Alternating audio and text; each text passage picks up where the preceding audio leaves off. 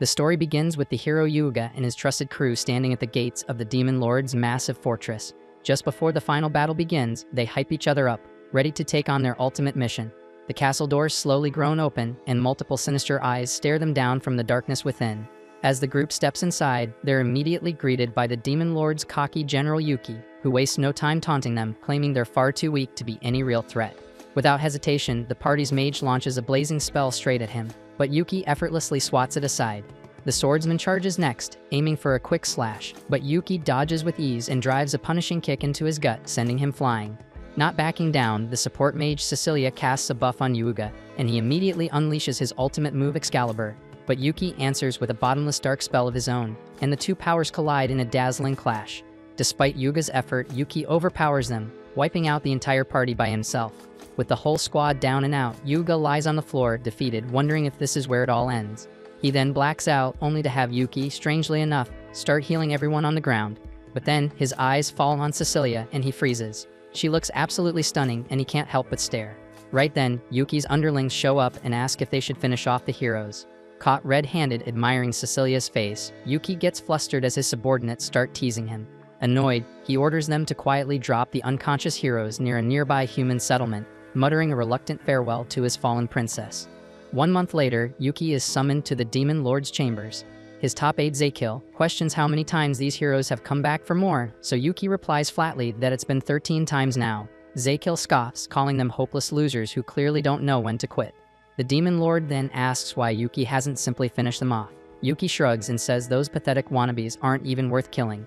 Hearing that, the Demon Lord suggests letting Yuki's subordinates handle it.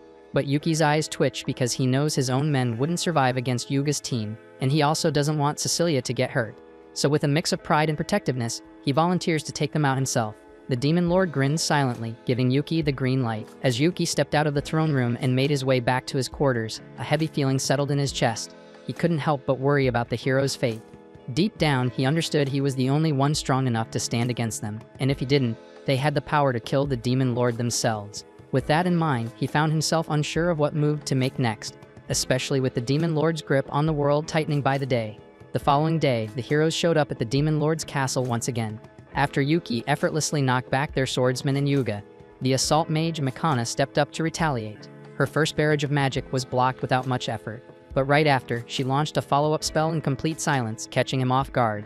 Still, Yuki managed to react just in time, and the sheer speed of his defense left Mikana stunned. Off to the side, Yuki spotted Cecilia healing her teammates, and the sight made him blush for a moment.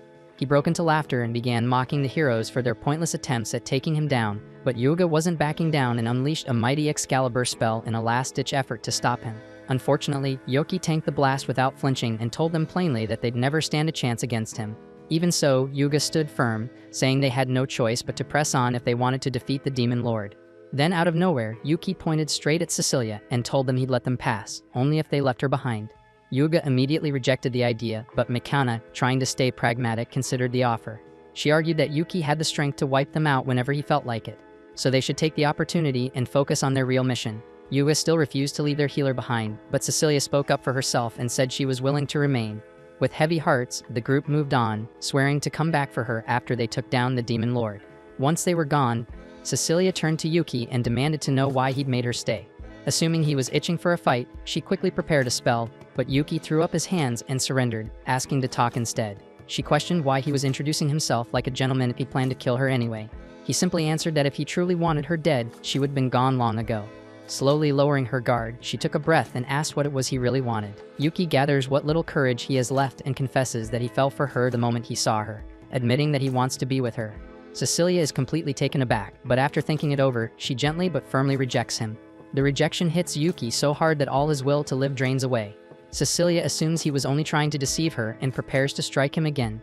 But when Yuki doesn't even attempt to defend himself, she halts her attack halfway through. Yuki urges her to go on and finish him off, saying he has no desire to keep living. Refusing to believe someone could give up that easily, Cecilia presses him for the truth. He then explains that he has spent his entire life imprisoned inside the Demon Lord's castle, only allowed outside to wipe out human villages, something he never wanted to do. Stunned, Cecilia insists that demons are inherently evil. Yuki responds that even though he looks like a demon, he was actually reincarnated from another world. Still confused, Cecilia listens as he explains that he is human on the inside, trapped in a demon's body. Realizing that reincarnated people usually possess overwhelming power, she questions why he hasn't defeated the Demon Lord himself. Yuki explains that killing the Demon Lord would make him the next ruler of the demons, forcing him to commit horrific acts against humanity. And feeling completely trapped, he believed his fate was to rot away in misery inside his cell forever. But that changed when he met Cecilia, whose presence gave him hope that life still had meaning. But now, with even that final hope gone, Yuki believes he has nothing left to live for. At that moment, Cecilia tells him that he must keep living and use his power to protect humanity instead. She believes he can find another purpose in life and offers to help him escape into the outside world. Several days later, the Kingdom of Clarianus holds a grand celebration honoring the heroes for their victory over the Demon Lord. King Dart stands before them, praising their bravery in saving the world from a great evil, and announces that a 3-day festival will be held in their honor. From a hidden spot outside the kingdom, Yuki watches the celebration from afar. Knowing that Cecilia now lives there, he decides to disguise himself as an ordinary human. With a pained expression, he snaps off his demon horn and enters the kingdom. At the same time, Mikana congratulates Yuga on their victory, filling him with joy. He then turns toward Cecilia to celebrate with her, fully aware that their success was largely thanks to her efforts, causing Mikana to feel left out and overlooked. Not long after, Yuki steps into the city's Adventurers Guild to register. The lazy receptionist Kramen lets out a sigh and lazily pulls out a registration form. Once Yuki signs it, Kramen hands over a fresh guild card and explains the basics. He'll start off as an F-rank adventurer, the lowest of the ranks, with S being the highest. He mentions that Yuki can climb the ranks by completing missions, but warns him that it usually takes at least a month just to reach E rank. Before letting him go, Kramen tells him not to lose the card and offers a half-hearted good luck. After that, Yuki takes on a flurry of missions and manages to earn enough coin to rent a room at an inn. A week later, he returns to the guild, where the place is buzzing with rumors about a newbie climbing ranks at lightning speed. While that's going on, Yuki heads to the counter and asks Kramen for more commissions. Kramen, clearly not in the mood for paperwork, snaps at him to go ask the cute receptionist next to him instead. But Yuki flat out refuses, saying he'd rather deal with Kramen instead. Brushing it off, Kramen suddenly eyes Yuki and asks him who he really is. He knows damn well that no average guy jumps from F to D rank in just a week. Yuki plays dumb, but Kramen just sighs and says he can't accuse him of anything since he technically hasn't broken any rules. Right then, a girl wearing a hood walks into the guild and demands that Kramen cancel all of Yuki's pending quests. Yuki turns to see who it is and instantly recognizes Cecilia. Kramen, caught off guard, wonders what the hero Priestess is doing in the guild, but she quickly hushes him and then invites Yuki to come with her for a private talk at her place. While they're riding in Cecilia's carriage, Yuki can't help but wonder why a girl just took him home. When they arrive at her estate, one of the guards spots Yuki stepping out and immediately gets suspicious. He points a spear at him and demands to know what he's doing with Cecilia. But before anything escalates, she steps down and tells the guard that Yuki is a friend. Another guard comes over and pulls the first one back, and Cecilia leads Yuki inside to sit down for tea. Once there, she apologizes for not finding him sooner, but Yuki doesn't mind. He asks how she even managed to track him down in a city this huge, and she tells him it wasn't hard because he's gotten pretty famous after rocketing up to D rank in just a few days. Then, out of nowhere, she asks him to quit the Adventurers Guild, completely throwing him off. She goes on to explain that after Yuga beat the Demon Lord, the other nations have started waging proxy wars to seize power. She also tells Yuki that Yuga's already being courted by world leaders, offered money, women, and more power than he could ever wish for. Even though Yuki can't help but feel a little jealous of the hero, he also realizes the guy's just a pawn in the hands of greedy nations. Cecilia warns him that with power like his, he'll attract the same kind of attention, maybe even worse. And since he's stronger than the hero, she's genuinely afraid someone might try to use his strength to conquer the world. Yuki gets where she's coming from, but he still jokes that power doesn't pay rent. Cecilia offers to hire him herself, but admits she can't afford someone of his caliber. She pleads with him anyway, only for Yuki to suddenly ask her to lift her head. Then, with way too much confidence, he says even if the world's most beautiful woman threw herself at him, he'd still turn her down because his heart only belongs to her. That makes Cecilia burst into laughter, while Yuki instantly regrets going that hard with his words. A moment later, Cecilia's mother, Celia, enters the room. She apologizes for the way her guard acted and sends her maid, Sophia, to handle the situation. And once Sophia leaves, Celia casually mentions that Cecilia's already getting a ton of marriage proposals. Yuki's eyes widen, especially when he finds out that even Yuga confessed to her. But Cecilia quickly assures him that she rejected the hero flat out. Seeing how red Yuki's face turns, Celia teases him a little and bluntly asks if he has feelings for her daughter. Then she gets straight to the point, asking if he's interested in marrying Cecilia. Caught completely off guard, Yuki wonders if this is some kind of trick question, but Celia insists on a direct answer. He shakes his head and tells her that Cecilia already turned him down once. He explains he's working hard as an adventurer so that one day, he'll be able to propose properly. Celia raises an eyebrow and asks if he's really turning down such a generous offer. But Yuki stands firm, saying he'll always respect Cecilia's wishes. That finally earns her approval, and she admits it was a test to see if he'd drool over the opportunity like some desperate lowlife. And since he didn't, she tells him he's welcome to visit their house anytime. Later, Cecilia tells Yuki that her mom might actually like him, and although the idea kind of stresses him out, he's grateful for the chance he got. He then asks if it's okay to start calling her by her first name. She agrees and even calls him by his name. Overwhelmed, Yuki lets out a loud cheer, feeling like he just inched a little closer to winning her heart. The following day, Yuki hunts down a cockatrice for his quest, gliding past every beam it fires like he's just warming up. The more he dodges, the more the creature flips out, screeching like mad and lunging at him with blind fury. But the instant it gets too close, Yuki unleashes a thunder spell so brutal it lights up the area like a lightning storm, frying the oversized bird on the spot. With zero urgency, he strolls up, plucks out all its feathers one by one, and finishes the mission like it was nothing. Right then, a Dullahan appears, and just moments later, a harpy dive bombs from above, launching an attack on Yuki. Then a second boy rushes in to join the assault, forcing Yuki to shout and remind them all that he used to be their leader. When they finally recognize that the boy is actually Yuki in disguise, Duke demands to know why he disappeared after the demon lord died. The others are just as confused, prompting Yuki to finally explain why he left so suddenly. He starts by proudly revealing that he confessed to Cecilia and got brutally turned down. Then he tells them that he's now living as a human adventurer. All three demons are stunned, but Yuki quickly tells them they're free to live their lives without him. But none of them are willing to walk away from their former master. They're way too curious about the girl who drove him to quit his old life.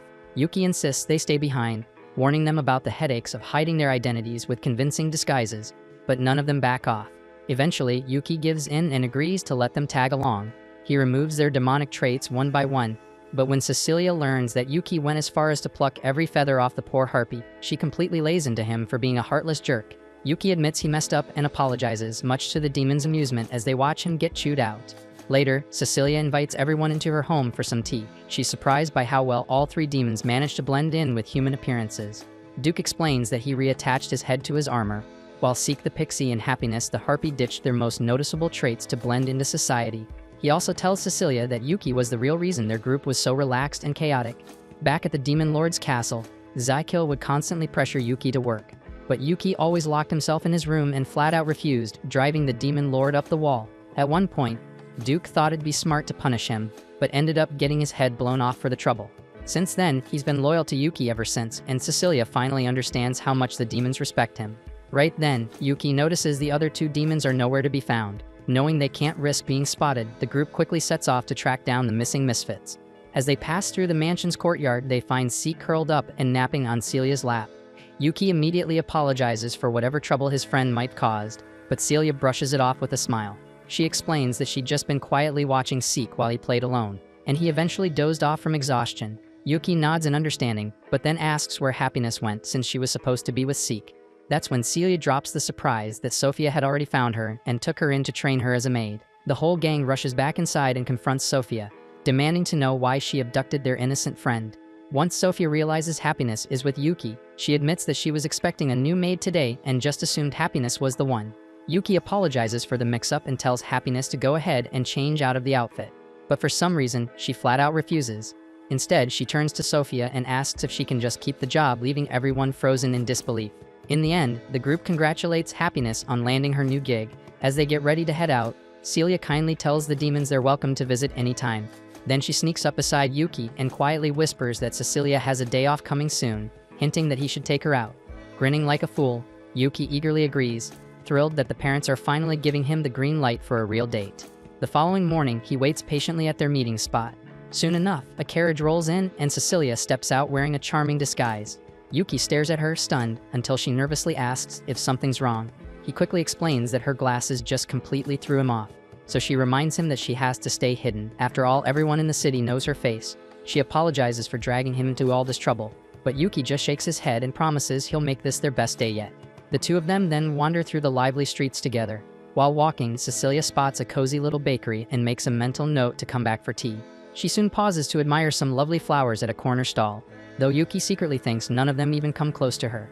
A bit later, she crouches down to pet a nearby cat and playfully starts making cute meowing sounds, forcing Yuki to glance away before he loses his mind. Not long after, the pair stroll into a boutique where Yuki helps her pick out a stunning red dress. After that, Cecilia thanks Yuki for spending the day with her, saying she finally feels refreshed from her usual exhausting routine. Caught off guard, he's genuinely glad that his presence helped ease her stress. Wanting to make the outing a little more memorable, he brings her to a small accessory shop to buy her a little gift. Not far off, Yuga is also strolling around the city with Mikana, both of them disguised. The moment he spots Cecilia, Yuga instantly calls out, but Mikana quickly shuts him up, trying to keep their cover intact. Still, Yuga strolls right up to Cecilia, casually asking what she's doing out here. He tells her he's just out exploring the town with Mikana and casually invites her to tag along, completely ignoring Yuki like he doesn't even exist. Cecilia tries to point out that she's actually spending time with Yuki, so Yuga reluctantly agrees to let him come too. Then without waiting, he grabs Cecilia and drags her off toward the accessory store, leaving Mikana visibly annoyed that her first real date just got hijacked. She turns to Yuki and bluntly asks if he's on a date with Cecilia too. When he nods, Mikana immediately orders him to seduce Cecilia, hoping it'll finally shift Yuga's attention back to her. While Yuki's brain starts to overheat, thinking Mikana's being supportive, she snaps him out of it by flat out calling him a pathetic eyesore. She storms into the store, leaving Yuki standing there wondering if Yuga's still trying to flirt with Cecilia even after she turned down his marriage proposal. Fueled by frustration and jealousy, Yuki heads in, dead set on protecting the girl he loves. Once inside, he gently asks Cecilia if she'd like a gift. She hesitates, not wanting to trouble him, but Yuki insists that he wants to make the day feel special for her. Just then, Yuga notices Yuki talking to her and immediately barges in without a shred of manners. While Yuga goes off to get something flashy, Yuki quietly picks out a lovely necklace and gives it to Cecilia. She's delighted by the pretty pendant, clearly touched by the gesture, but the moment doesn't last. Yuga barges back in, flashing the most expensive item in the shop, thinking it'll win her over, but it barely gets a glance. Then without asking, he snatches her hat off and tries to force the accessory onto her, completely blowing her cover. In a flash, the entire store realizes who she is, and a massive crowd swarms them. Yuki gets shoved aside like garbage while the mob rushes Cecilia and sweeps her out of the store. Scraping himself off the floor, Yuki tries to chase after them, only to stumble into another hero getting mobbed by a horde of fangirls. Spotting Levin, the swordsman from Yuga's team, Yuki pauses, unsure if he should step in. Thinking fast, he suddenly points off in a random direction and shouts like he just saw the hero nearby. The starry-eyed girls immediately bolt after the imaginary sighting, leaving Levin behind. With the coast clear, Yuki grabs Levin and pulls him into a secluded alley, since the knight still hasn't said a word. Noticing the silence, Yuki wonders if Levin simply doesn't feel like talking. Just as he turns to walk off, Levin finally calls out in a hesitant voice, clearly embarrassed. Hearing the soft tone, Yuki starts to wonder if the charming knight is insecure about how he sounds. Levin quietly nods and asks if his voice comes off as unmanly. But Yuki doesn't laugh or judge. He tells him straight that everyone's got something they're not too proud of. Caught off guard by the kindness, Levin stares at him while Yuki starts scanning the street for Cecilia.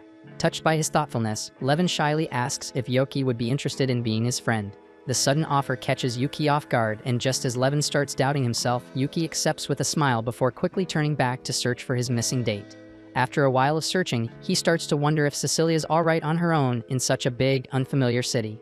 On the other side of town, Cecilia is also looking for him when she comes across a lost little boy. She heals a cut on his knee and asks where his parents are.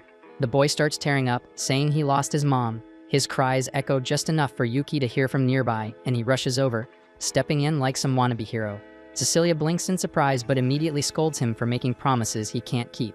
Watching a grown man get lectured leaves the little boy chuckling at Yuki's expense. Shrugging it off, Yuki teams up with Cecilia to help find the boy's mother. While walking, he gently suggests that Cecilia head home in case another crowd causes trouble. But she shakes her head and says she's not backing down. If anything happens again, they'll handle it together. Yuki nods and keeps moving, only to glance back when Cecilia suddenly sneezes, despite the weather being blazing hot. Meanwhile, Yuga's still wandering the city looking for Cecilia. Mikana tells him to drop it and go home, but he brushes her off and takes off running. Left behind, Mikana clenches her fists in frustration, feeling ignored on what was supposed to be their date. Not long after, Yuga catches a glimpse of Cecilia standing with Yuki. He spins around to tell Mikana, only to realize she's completely gone. The following morning, Yuki finds out that Cecilia fainted on her way back home. Celia calmly explains that her daughter caught a nasty cold, and she was already worn out. And thanks to Yuga's little stunt, the crowd pushed her over the edge. Celia also mentions that Yuga kept barging into her daughter's business, so she sent Sophia to handle him. Yuki blinks in shock, wondering how casually Sophia could just toss the hero out like yesterday's trash. but Celia smiles and praises him for taking care of Cecilia so well.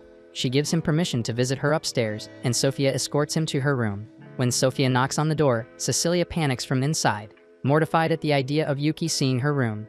Sophia calmly reassures her, mentioning that she already hid the stuffed teddy bear, completely nuking whatever cool points Cecilia had left. Finally, Yuki steps inside, clearly flustered just being in a girl's room. He sits beside her as she lies in bed, looking tired but still smiling. Feeling guilty, Yuki admits it might be his fault she got sick, since he dragged her around so many places. Cecilia plays along and says he'll just have to make it up to her by planning an even better date next time. Lighting up, Yuki leaps to his feet and starts boasting like some over-the-top hero ready to whisk her away on a grand adventure. Watching him put on such a ridiculous act, Cecilia bursts out laughing. That of course doesn't sit well with Sophia, so she storms in, grabs Yuki without hesitation, and chucks him straight out of the room, yelling that he'll only make her condition worse by making her laugh so hard. Later, as Yuki walks home rubbing his back, he spots Levin heading towards Cecilia's mansion. Curious, Yuki stops him and asks what's going on. Levin says he's planning to confess to a girl, and he admits that she made him feel seen. She complimented his soft voice instead of mocking it, and he's been drawn to her ever since. Still, he's not sure he's good enough. Yuki waves it off, telling him that a tall, good-looking guy like him has nothing to worry about. Feeling pumped up, Levin thanks him and walks off towards Cecilia's house. As Yuki watches him leave, he casually wonders who the lucky girl is, only for the realization to hit him like a truck. That kind, supportive girl Levin's in love with, it's gotta be Cecilia. And just like that, Yuki realizes he may have accidentally cheered on his own love rival. Yuki keeps telling himself there's no damn way Cecilia would actually fall for a random last-minute confession from Levin. But then again, they were in the same hero's party, traveling together non-stop, so who knows what could happen between them. That possibility hits him like a punch to the gut, and he starts overthinking everything all over again, until he spots Levin trudging back from the mansion looking like he got hit by a truck. The dude honestly believed the worst-case scenario would be a polite rejection, but clearly he was way off. Now he just wants to disappear into a hot shower and question every decision he's ever made. Seeing Levin that crush gets Yuki curious, so he makes his way back up to the mansion and asks Sophia if she knows what actually went down when Levin came to pour his heart out to Cecilia. But to his surprise, Sophia tells him that Levin didn't come for Cecilia at all. He was here to see Happiness. That throws Yuki for a loop because he had no idea Levin had a thing for her. Without wasting time, he goes off to find Happiness and asks if she spoke with the red-haired guy a little while ago. Happiness nods, confirming it, and when Yuki explains that Levin's his friend, she looks genuinely surprised. Yuki pushes a bit more and asks if it's true that Levin confessed his feelings to her, and if so, what exactly she said to leave him looking so crushed. Happiness hesitates at first, but then admits that when Levin asked her out, she shot him down on the spot, telling him flat out it was never gonna happen. That kind of rejection would wreck anyone, so Yuki gets why Levin looked like a ghost. But if she's not into him, there's really nothing that can be done. Except just as he's about to move on, she adds that she does like Levin.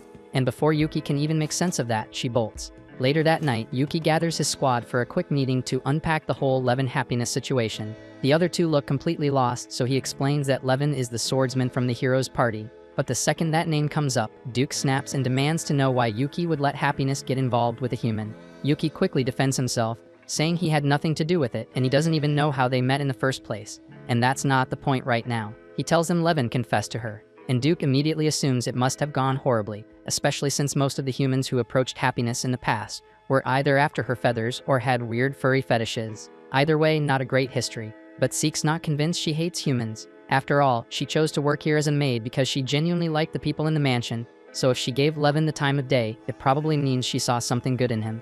The following morning, Yuki shows up at the guild like usual, but something feels off. Kramen isn't around. One of the other receptionists waves him over, recognizing him as the guy who's always chatting with the Vice Guild Master. At first, Yuki's confused because he's never spoken to the Vice Guild Master, but she clarifies that lazy, unbothered Kramen is actually the second in command around here.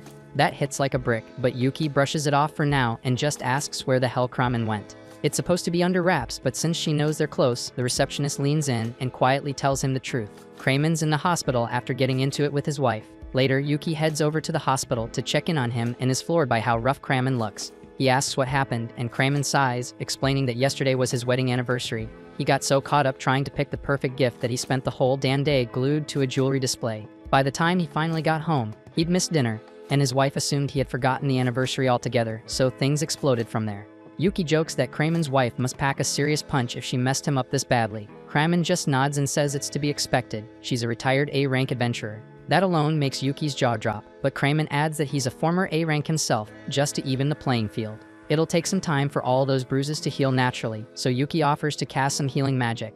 But Kramer immediately shuts that down because being banged up like this is the perfect excuse to get pampered by his wife while he milks it for all it's worth. And right then she walks in, and to Yuki's absolute shock, it turns out to be Sophia. He never in a million years would guess that she and Kramer were a thing. But the way they interact, he can tell they're genuinely happy together, aside from the occasional beatdown. After a little more chatting, Yuki gets ready to head out. Sophia thanks him for visiting, and he tells her it's no big deal since it's normal to check in on a friend when they're down. Before leaving, he brings up Cecilia, asking if she's doing any better. Sophia says her fever broke and she's definitely feeling stronger, but she's out running errands right now, so he won't catch her today. Thinking out loud, Yuki asks if she has any ideas for a nice gift he could give Cecilia, just something to lift her spirits. Sophia tells him it doesn't have to be anything fancy. As long as it's from the heart, Cecilia will appreciate whatever he chooses. Yuki thanks her for the advice and steps out of the hospital, but as he strolls down the street, his mind drifts off, daydreaming about what life might be like if he and Cecilia ever ended up married. By the time he shakes himself out of it, he realizes he's wandered near the night dorm. Since he's already here, he figures he might as well check in on Levin. He opens the door and finds Levin still lying in bed, just as miserable as he was the day Happiness turned him down. It hits Yuki right in the gut, so he decides to try cheering him up. He asks if Levin could walk him through how things even started between them, what led to him falling for her in the first place. Levin sighs and starts explaining. It happened on a pretty normal afternoon while he was out on patrol. That's when he spotted a girl being cornered by a couple of drunk idiots. He didn't waste time, took out the first guy clean, and once the others figured out who they were messing with, they took off running. The job done, so he turned to leave, but before he could take a step, the girl grabbed his cape and thanked him. Levin told her it was nothing, he was just doing his job. But then it hit him. He'd just spoken out loud, and that meant a total stranger had heard his voice. He instantly tensed up, worried she might laugh or mock him for how it sounded. But instead, Happiness looked him right in the eye and said she liked it. No sarcasm, no teasing, she genuinely meant it. Levin thought she was messing with him at first, but she was dead serious. While she thanked him one more time, smiled, and took off to finish her errands. And just like that, she was gone. But she'd already left a mark on him. That moment stuck with him. It's what gave him the push to eventually confess, though clearly it didn't go the way he'd hoped. Looking back, Levin admits it might have been too soon. They barely knew each other, and jumping straight into a confession probably made things awkward. Still, Yuki tells him not to throw in the towel just yet. From what he's seen, there might still be a shot, and in the meantime, they should get out of this place and clear their heads. So the two of them head out, and Yuki ends up bringing Levin to the same jewelry shop he visited with Cecilia a while back, the one where he never got around to buying that necklace. While browsing, Levin's eyes land on a gorgeous pendant that immediately makes him think of Happiness. He hesitates, unsure if it's weird to buy a gift for someone he barely knows, but Yuki tells him not to overthink it. It's not about making a move, it's about the thought behind it. And honestly, the piece suits her so well, there's no way she won't appreciate it. Levin ends up buying the pendant, but since he doesn't like people hearing his voice, he quietly communicates with the cashier using pen and paper. Once the purchase is done and they're heading out of the store, Yuki and Levin suddenly run into Mikana, who's clearly surprised to see both of them walking out of a jewelry shop together. She raises an eyebrow and asks what they're doing here, and without missing a beat, Yuki tells her they're picking out gifts for the women they're in love with. Mikana already knew about Yuki's obvious crush on Cecilia, so that doesn't shock her one bit. But hearing that Levin's got someone on his mind is new, so she instantly presses him to spill the details. But Levin just shuts down and refuses to say a word, and honestly she knows why. A while back she joked about the way he sounded, and ever since then, he's been way too self-conscious to talk around her. She genuinely regrets it. She's apologized already, but even she knows an apology doesn't magically fix things, so she backs off a bit and doesn't push. Still, even if he won't talk to her, she's dying to know who he's crushing on. So she invites both of them out for lunch, hoping to get the story that way. But unfortunately for her, the second they sit down, the two idiots start scarfing down food like their lives depend on it, clearly trying to avoid answering anything. Solid plan, until Mikana casually drops the bomb that she might have some juicy stories about Cecilia if Yuki's willing to talk. And that's all it takes. He caves instantly. She jumps right in and asks how far things have gone between him and Cecilia. But Yuki just shrugs, saying there's nothing going on yet. He mentions that she's gotten a flood of marriage proposals, even one from Yuga, which makes Mikana visibly annoyed. She can't understand how the guy still hasn't picked up on any of her signals. He's always been a clueless moron, the kind who'd accidentally walk in on Cecilia while she was changing or in the bath, without even realizing what he'd done. And no matter where they went, girls would swarm him like moths to a flame. It wasn't like he did it on purpose, but that laid-back attitude of his really grated on Cecilia's nerves. And when she's pissed, she's terrifying. Mikana then turns back to Levin and tries again, asking about his crush, but before he can even respond, Yuki cuts her off because he's not about to let her mess with Levin. She quickly defends herself, saying she's not trying to tease him or make fun of him.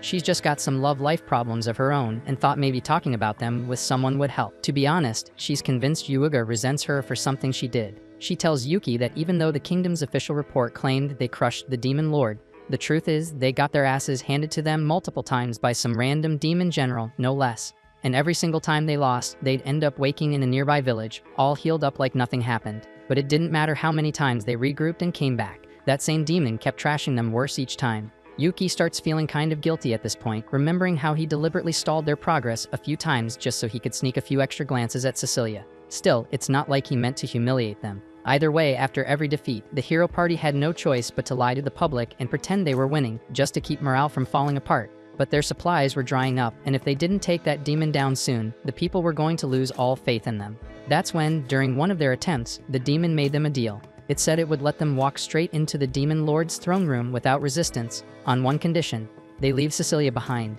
And it was Makana who pushed the group to accept. Her argument was that if they failed again, Yuga's reputation as a hero would be ruined, so they agreed and left Cecilia behind. She survived somehow, but Makana doesn't think Yuga has forgiven her for what she did. He still smiles and jokes around, but she can feel it. His view of her changed that day. Cecilia probably sees her differently too, and things have been weird between all of them ever since. Yuki knows this mess is partly on him. His selfish choices helped create the divide in their group, and now it's too tangled for him to fix alone. He asks Makana if she's at least tried to talk to Cecilia about it. But how is she supposed to bring it up, and what is she supposed to say? Sorry for throwing you to the wolves, but I didn't want Yuga to look bad. That won't exactly fix anything. Yuki gets it. It's not an easy thing to admit, but if she doesn't say anything, this awkward silence between them is going to last forever. So he tells her to at least think about facing it. Makana quietly nods, realizing he's right. If she ever wants things to feel normal again, she's got to make the effort to fix what she broke. Inspired by that, Levin decides to step up too, and he wants to try talking to Happiness one more time. So he and Yuki make their way back to Cecilia's house. When they find her, Levin quietly apologizes for dumping his feelings on her so suddenly last time. Then, he hands her a pendant he bought and asks if maybe they could start off as just friends. Happiness smiles and likes the sound of that. A couple of days crawl by, and Yuki's basically on life support just from going almost a week without seeing Cecilia. Ever since she bounced back, she's been on the move non-stop, visiting every corner of the village, healing the sick and patching up whoever's hurt. The rest of the hero squad hasn't caught a break either. Levin's tied up with night patrols, Makana's neck-deep in royal mage responsibilities, and Yuga's been hustling between monster hunts and diplomacy runs. Meanwhile, Yuki's done absolutely nothing but mope in silence like a sad puppy. That's when a miracle knocks on his front door literally. It's Happiness. And she's got a message from the heavens. Well, technically from Cecilia, but close enough. She says Cecilia's finally heading back home this afternoon, which means Yuki gets to see her again at last. He's over the moon since this is his golden chance to give her that necklace he's been holding on to since the last time he missed his shot. So he heads out, hyped and hopeful, until a random old hag running a fortune-telling stall stops him mid-step and blurts out that he's gonna have the worst luck ever today. Should been a red flag, but Yuki laughs it off, calls it a scam in his head, and keeps walking, since he's on his way to see Cecilia. So what the hell could go wrong? First stop, the bakery. He wants to bring her something sweet, so he swings by to grab some cupcakes. Only problem is, the usual lady's off today and had her beefy brother cover for her. And this dude's taking his temporary job like he's running a Michelin-starred war zone. The vibe's awkward as hell, so Yuki just grabs a few cupcakes and bounces. But halfway down the road, he notices the damn things are squashed flat. Thanks to Mr. Muscle's death grip, but thankfully, they still taste fine. But that's just the start. On his way to Cecilia's place, Yuki bumps shoulders with a walking brick of a man, nearly plants his foot in a fresh pile of dog crap, and gets blindsided by some little kid who drops his meat skewer right in the dirt. Yuki could have shrugged and walked off, but no, he's too nice for his own good. He ends up buying the kid a replacement just to stop the waterworks, even though it wasn't even his fault. Up to this point, it's all just been dumb little setbacks. But the universe isn't done yet, because not 2 steps later, some random punk slips by and swipes Yuki's wallet clean. A lot of guys would just call it a loss and move on, but not Yuki. That's his hard-earned cash, and he's not about to let some thief run off with it. So he taps into his power, chases the dude down, and beats the brakes off him. Totally deserved, but the only issue is Yuga rolls up just in time to catch Yuki mid-beat down, looking like he's mugging some poor soul in broad daylight. Yuki tries to set the record straight and explain it's all just a big misunderstanding, but Yuga isn't having it. Instead of listening, he starts swinging, trying to force Yuki to give up without a fight. Now, Yuki could absolutely mop the floor with him if he wanted to, but doing that would blow his cover as an ordinary guy, so instead, he makes a run for it. Problem is, he doesn't get far as his path gets cut off by a squad of knights, and punching his way out would just make things worse down the road. Left with no better option, Yuki throws in the towel and surrenders. They toss him in jail for a crime he didn't even commit, and at this point, he's starting to wonder if that crazy old fortune lady actually knew what she was talking about. Still, it's not a total disaster because he's got people in his corner. Not long after, Duke swings by to check in on him.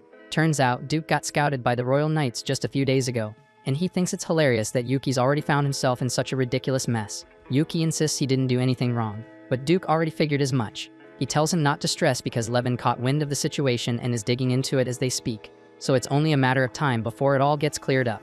Right then, another knight named Irene shows up and gives Yuki the news. He's officially in the clear and free to go. Yuki breathes a huge sigh of relief, but then she drops something unexpected. Apparently, Yuga wants to meet up with him to apologize, which is the last thing Yuki thought he'd hear today.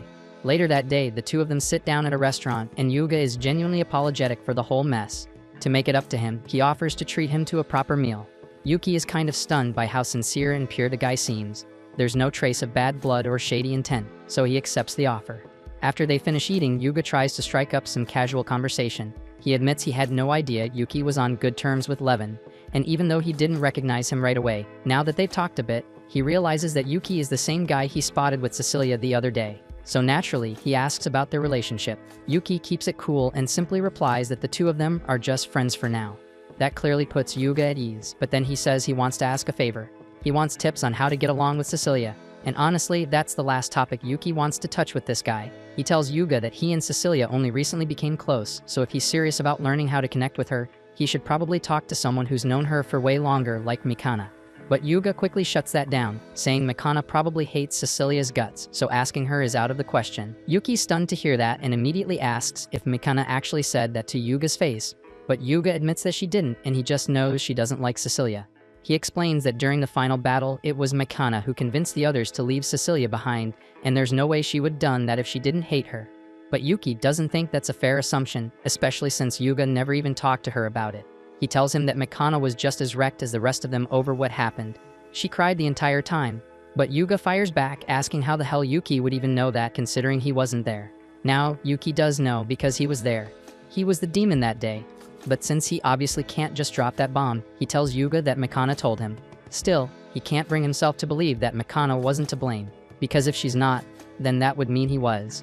That he was the one who failed Cecilia, and if that's true, then he's not sure he could ever forgive himself. Yuki doesn't sugarcoat it. He tells Yuga to quit deflecting and stop dumping the blame on his friends, because if he can't even own up to his own mistakes, then he's got no right calling himself a hero. That hits Yuga hard, so hard that he suddenly breaks down crying.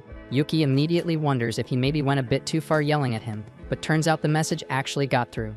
Yuki's words help Yuga realize just how badly he messed up. Mikana's been his ride or die since they were kids. She stuck with him through everything, backed him up the moment he became a hero, and yet he couldn't bring himself to trust her. Instead, he assumed she left Cecilia out of spite. Now he's just stuck wondering how the hell he's supposed to make things right with her. Yuki tells him the answer's simple. Just say sorry. Mikana clearly still cares about him, and even if she gives him some tough love, she'll forgive him for sure. That puts the fire back in Yuga. He gets hyped up and says he's going to apologize to her right now. Only, he's a bit too nervous to show up alone, so he begs Yuki and Levin to tag along. Eventually, all three of them make it to Mikana's place, and while Yuga is practically vibrating with determination, Yuki's low-key annoyed he had to come all this way when all he wanted was to finally see Cecilia today. Yuga tells them he just needs some emotional backup, so they can wait outside while he goes in to handle it. Yuga walks straight into the house and rushes up to Mikana's room, only to barge in right as she's in the middle of changing. Mikana instantly panics and freaks out, but Yuga stays completely stone-faced and tells her he's got something important to say. He admits he's finally realized how unfair he's been to her all this time, blaming her for abandoning Cecilia when that wasn't even the truth. He knows that just saying sorry won't magically fix everything, but he hopes she can forgive him so they can go back to how things used to be. Mikana feels a huge wave of relief knowing that Yuga doesn't resent her anymore. But then she remembers that she's still standing there in her underwear. And now she's not sure which part is worse. The fact that Yuga walked in on her while changing, or the fact that he didn't even flinch. Either way, she's still pissed about it, so she decides to take out her frustration on him. Outside, Yuki and Levin can hear the chaos unfolding upstairs. But there's really nothing they can do to help, so they both shrug it off and leave Yuga to his doom. Finally free to head over to see Cecilia, Yuki makes his way through the streets and ends up passing by that same fortune teller again. Just like before, he assumes it's a scam and keeps walking without giving her the time of day. She clearly doesn't appreciate being ignored twice in one day. That said, it looks like Yuki's luck is finally starting to swing in his favor, so maybe he must have done something good without even realizing it. A little farther down the road, Yuki runs into the owner of the cake shop. She just found out that her musclehead brother accidentally crushed most of the cupcakes Yuki bought earlier, and she feels awful about it. Yuki tells her it's no big deal, but she still insists on making it up to him by handing him a fresh bag of cakes. As he continues on his way, things take a weird turn when 3 guys in suits suddenly surround him. For a second, it looks like he's about to get jumped, but turns out these guys are the personal staff of the kid from earlier, and they've shown up to thank Yuki for helping him out. To show their gratitude, they hand him a full bag of meat skewers.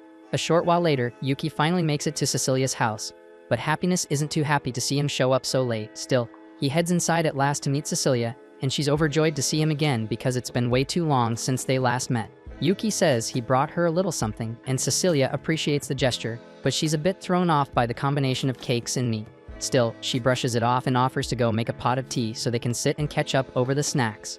Yuki's a little surprised since that's usually the maid's job, so Cecilia proudly tells him she's been learning a few home skills lately from Sophia, and now she knows how to make tea properly. After a few minutes of casual conversation, Cecilia learns that Happiness and Levin have hit it off lately, and that Yuki's gotten familiar with both Mikana and Yuga. But just as they're talking about them, they suddenly hear Yuga's voice calling for Cecilia from outside. A few seconds later, he bursts into her room, ready to pour out a heartfelt apology, except Mikana slams him aside with a punch, scolding him for barging in like a lunatic. Cecilia's completely confused by the whole thing, and Yuki's just stunned. They weren't expecting the entire group to crash the party like this, but apparently they all came with the same goal in mind, to say sorry. Mikana steps up first and sincerely apologizes for leaving Cecilia behind back then. But Cecilia quickly assures everyone that she doesn't hold any grudges. Her life wasn't the only one on the line that day. The rest of them had to face the Demon Lord without a healer backing them up. And from what she sees, Mikana was the first to rush back to check on her as soon as the battle was over, with Yuga and Levin not far behind. The fact that they all came running to help her, even after the hell they just went through, told Cecilia everything she needed to know. They never stopped caring. And honestly, it's not like they had much of a choice back then, so there's no reason for her to blame them. What matters now is that everyone made it out alive. There's no point in dragging guilt around anymore.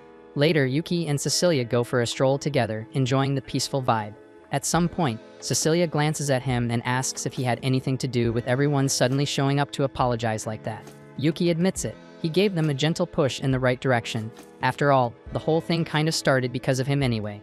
Cecilia smiles warmly, thankful that her friends are finally united again. The timing couldn't be better, so Yuki decides to go for it. He tells her he has something for her, then reaches into his pocket and pulls out the necklace he bought. He asks if she'll accept it, and Cecilia beams as she tells him she'll treasure it forever. That answer lifts a huge weight off Yuki's shoulders because honestly he had no idea what he would have done if she said no. Not long after, Cecilia asked Yuki to tag along on a mission because she got word from a far-off village asking for help. Yuki's quick to agree, ready to jump in and support her. But of course, Seek had to show up too. What was supposed to be some quiet time alone with Cecilia suddenly turns into a third-wheel situation.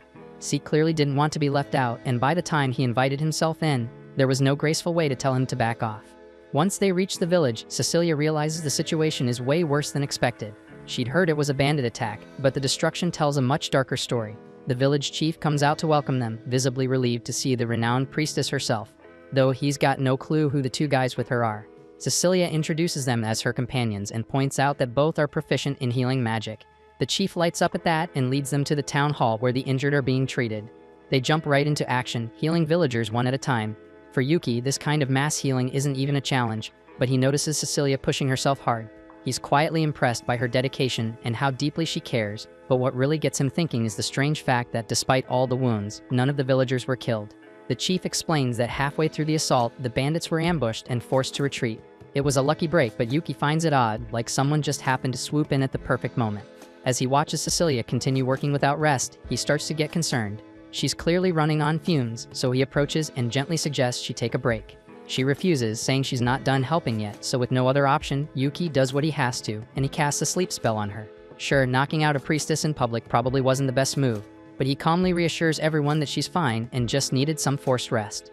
Later on, Cecilia wakes up groggy and furious, demanding to know why the hell he knocked her out like that. Yuki apologizes right away, explaining that she was about to collapse from mana depletion if he hadn't stepped in. She doesn't like it, but deep down, she knows he's right. Cecilia admits she might push herself a bit too far, so she understands why Yuki stepped in like he did, but she still makes him promise never to use magic on her again without asking first. Yuki agrees without hesitation, and to ease her worries about the villagers, he lets her know she can finally relax because he and Seek already finished treating everyone while she was out. That makes Cecilia genuinely happy, and she thanks him warmly. Just then, the village chief walks in to check on how things are going. He's relieved to see Cecilia up and well, but he hesitates a bit before speaking again. There's one more thing he needs help with. A little girl named Teal lives on the edge of the village, and he was hoping they could go visit her. The group asks if she was hurt during the bandit raid, but thankfully, that's not it. She's safe, but she's been frail and sickly since the day she was born, so he thought maybe Cecilia could help her somehow. Cecilia agrees to give it a try and asks for directions to the girl's home. And a few minutes later, they arrive and finally meet Teal. The girl's clearly caught off guard when a bunch of unfamiliar faces suddenly show up in her house. But Cecilia quickly reassures her that there's nothing to be scared of. They're here because the village chief asked them to come. Teal looks like she's about to say something when she's suddenly hit with a heavy coughing fit. And just like that, it's obvious the chief wasn't exaggerating. This girl's in rough shape. Seek steps up and offers her some medicine he brewed himself.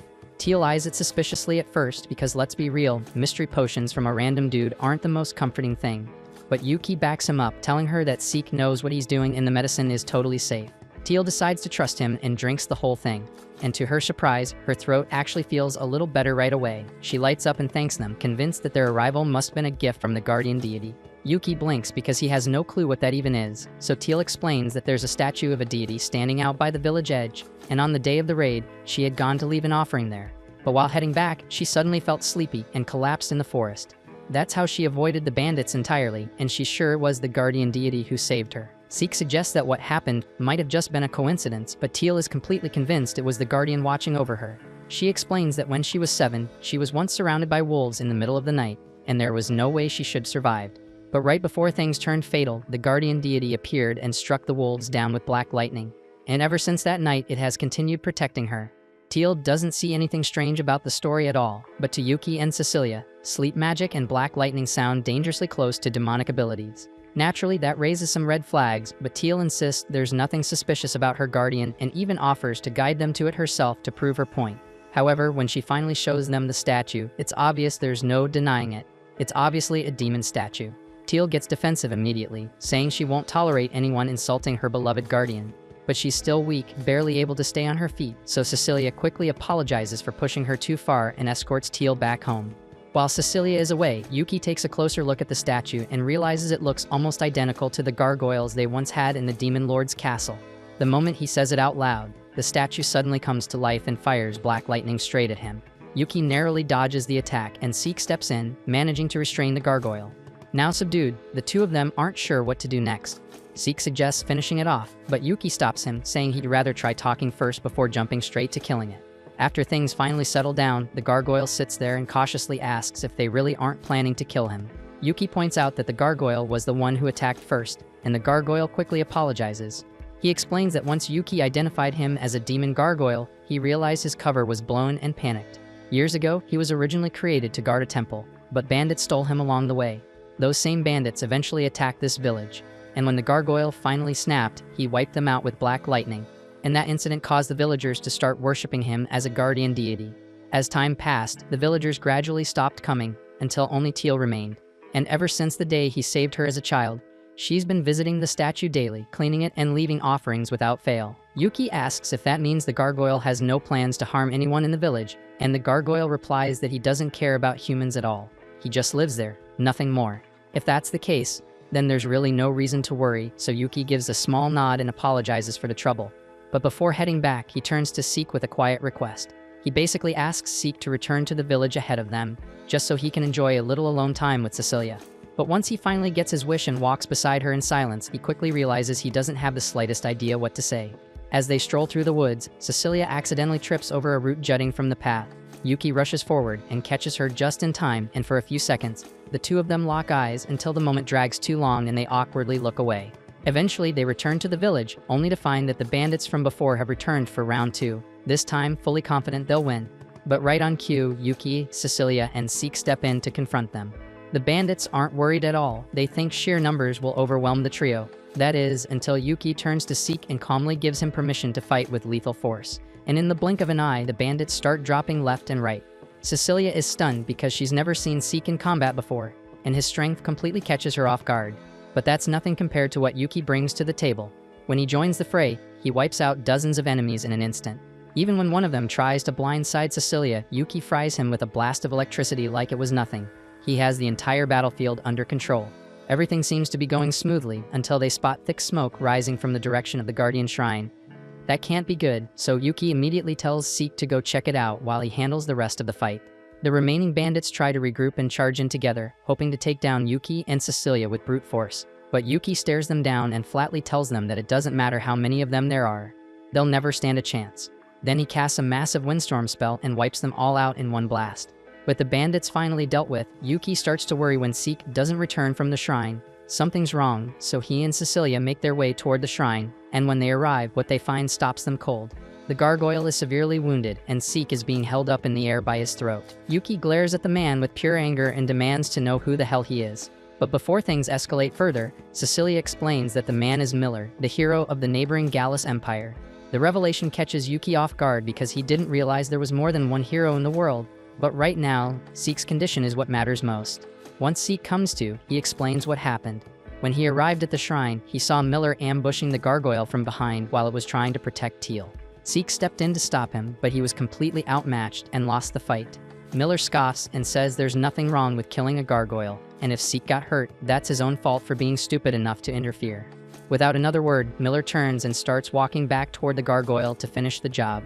Yuki tells him to stop and tries reasoning with him, explaining that the gargoyle isn't harming anyone, but Miller doesn't care. Harmless or not, it's still a demon in his eyes, and if Yuki gets in his way, he'll cut him down too. Yuki responds by firing a lightning bolt straight at him, but the attack vanishes the instant it touches Miller's sword. Cecilia shouts for Yuki to pull back, warning him that Miller's weapon is a man-made magic sword designed to absorb any magic it comes into contact with. Against that thing, Yuki is at a serious disadvantage. Cecilia desperately pleads with Miller to stop, warning him that killing innocent people could spark a war between nations. Instead of backing down, Miller grins because he actually likes the idea. Killing people is one of his favorite pastimes, and a war would give him all the justification he needs to slaughter as many as he wants. At that point, it's obvious that this guy is completely unhinged, and there's no way Yuki can let him walk away. Miller laughs at Yuki, mocking him for thinking he has any chance of winning when his magic is useless against the sword.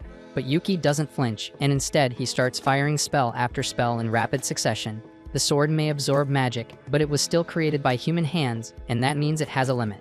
And after Yuki unleashes a barrage of his strongest attacks, that limit is finally reached. With a sharp crack, Miller's magic sword shatters into pieces. Yuki blasts Miller straight into a tree with a wind spell, slamming him hard enough that it looks like the fight's over. But turns out, Miller had one last dirty move. He launches a magic spear straight at Yuki. Cheap tricks like that don't land on him though, and he sidesteps it with ease. Problem is, the gargoyle was standing right behind him, and the spear was flying right for it. But at the very last second, Teal throws herself in the way and takes the hit square in the chest. Miller didn't see that coming, but he burst out laughing anyway. He finds it hilarious that a human girl would throw her life away to protect a demon. Yuki spins back toward him, seething, and swears he's not letting this bastard walk away. But Miller's already got a getaway plan, and he fires off a volley of arrows at Yuki's group, forcing him to throw up a shield to protect them. That moment of distraction is all Miller needs to slip into the forest and vanish. Yuki clenches his fists, furious. He let him get away because he was too dependent on magic. That rage bubbling inside finally boils over, and just like that, his full demon form bursts out. It's the first time Cecilia's seen this version of him, and it shakes her. She's afraid he's lost control, but right now, Yuki has only one thing on his mind: hunting Miller down and smashing his face in. He launches into the sky and locks onto Miller's location in seconds. Then he dives, grabs him by the skull, and slams him into the dirt before kicking him clean through a couple hundred trees like a wrecking ball. Miller's stunned. He can't believe a demon this powerful still exists, even after the demon lord was defeated. But he barely has time to think before Yuki flashes behind him, picking the beatdown right back up. Miller throws out everything he's got in a panic, but Yuki rips the weapon from his hands and drops him to his knees like it's nothing. He yanks him into the air by the throat, holding him there. One squeeze, that's all it would take to end him, but he stops because killing him like this is not what Cecilia would want. So instead, Yuki lets go and drops him straight into the river to let the current decide his fate. Later, Yuki returns to Teal's home, where Cecilia is waiting for him. He asks how everyone's doing, and she gives a relieved smile and tells him both Teal and Seek pulled through. She managed to heal them in time, and more than anything, she's just glad Yuki came back safe. Thanks for watching. If you enjoyed the recap and are excited for the next episode, make sure to like, subscribe, and hit that notification bell so you don't miss our daily recaps.